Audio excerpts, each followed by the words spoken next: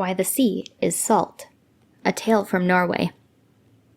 Once on a time, but it was a long, long time ago, there were two brothers, one rich and one poor. Now, on Christmas Eve, the poor one hadn't so much as a crumb in the house, either of meat or bread. So he went to his brother to ask him for something to keep Christmas with, in God's name. It was not the first time his brother had been forced to help him, and you may fancy he wasn't very glad to see his face. But he said, "If you will do what I ask you to do, I'll give you a whole filch of bacon." So the poor brother said he would do anything, and was full of thanks. "Well, here's the filch," said the rich brother. "and now go straight to hell." "What I've given my word to do, I must stick to," said the other. So he took the filch and set off. He walked the whole day, and at dusk he came to a place where he saw a very bright light. "Maybe this is the place," said the man to himself. So he turned aside, and the first thing he saw was an old, old man with a long white beard, who stood in an outhouse, hewing wood for the Christmas fire. "Good evening," said the man with the filch.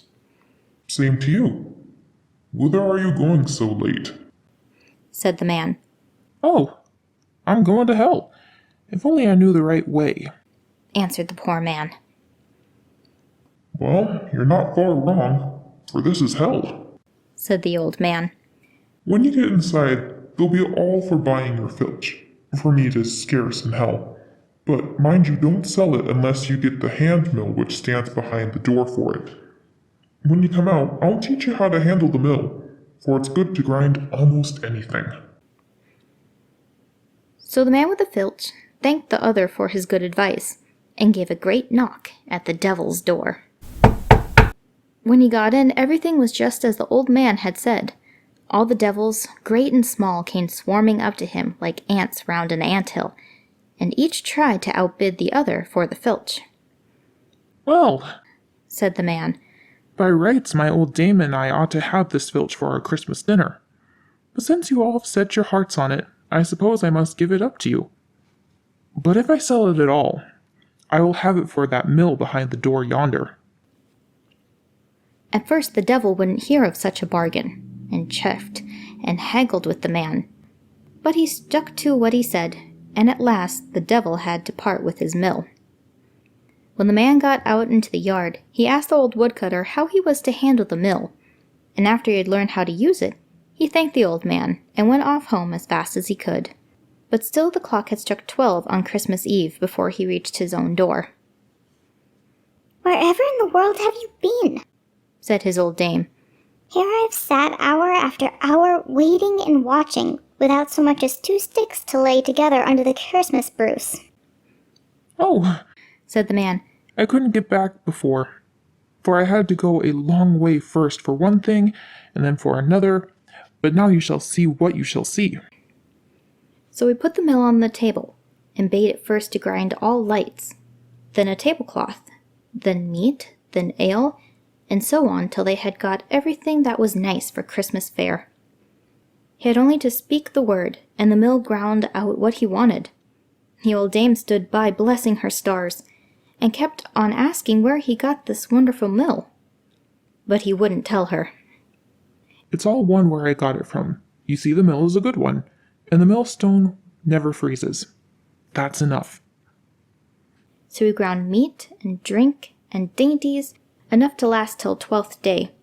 And on the 3rd day he asked all his friends and kin to his house, and gave a great feast. Now, when his rich brother saw all that was on the table, and all that was behind in the larder, he grew quite spiteful and wild, for he couldn't bear that his brother should have anything. "'Twas only on Christmas Eve," he said to the rest. "He was in such straits that he came and asked for a morsel of food in God's name, and now he gives a feast as if he were count or king." And he turned to his brother and said, "But hence, in hell's name, have you got all this wealth?" "From behind the door," answered the owner of the mill, for he didn't care to let the cat out of the bag. But later on in the evening, when he had got a drop too much, he could keep his secret no longer, and brought out the mill and said, "There, You see what has gotten me all this wealth. And so he made the mill grind all kinds of things. When his brother saw it, he set his heart on having the mill. And, after a deal of coaxing, he got it. But he had to pay $300 for it. And his brother bargained to keep it till hay harvest, for he thought, If I keep it till then, I can make it grind meat and drink that will last for years. So you may fancy the mill doesn't grow rusty for want of work.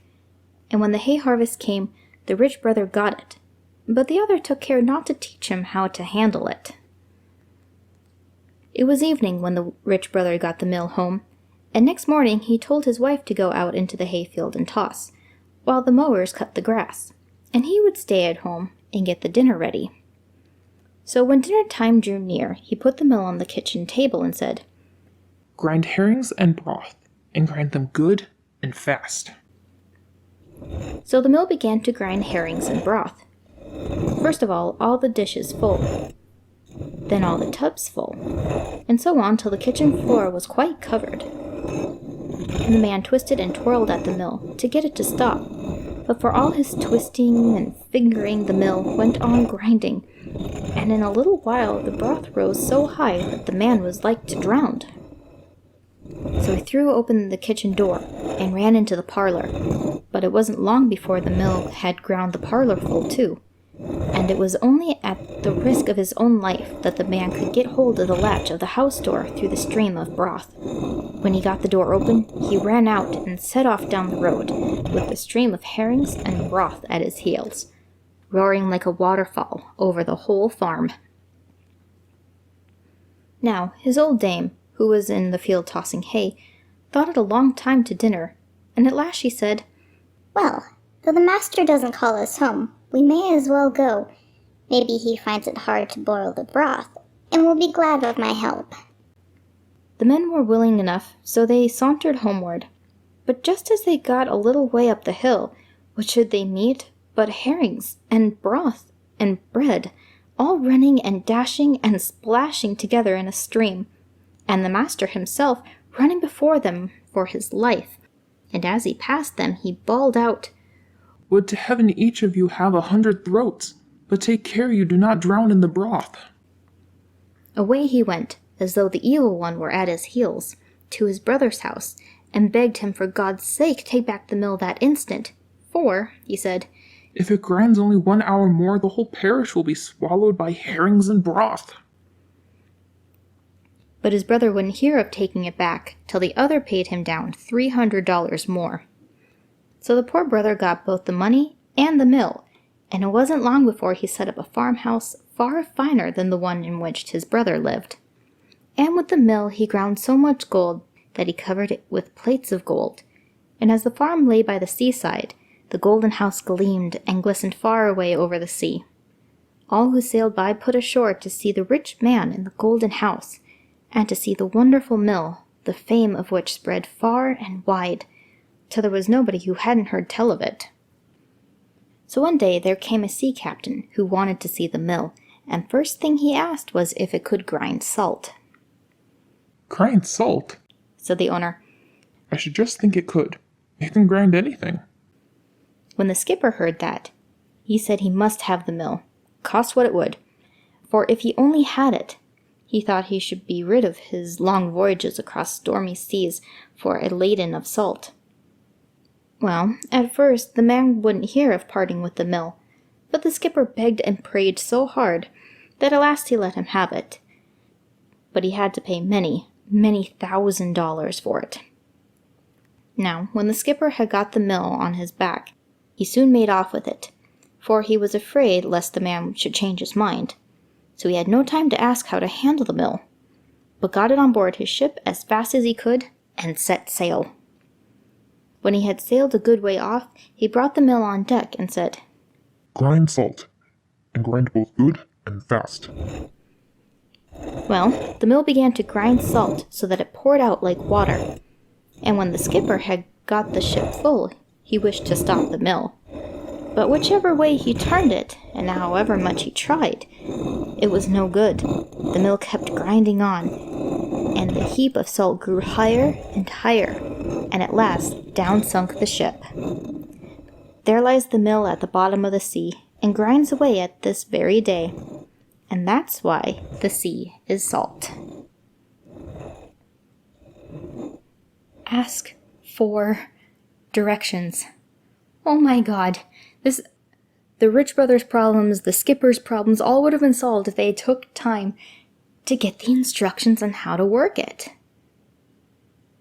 I think my brain's a little broken.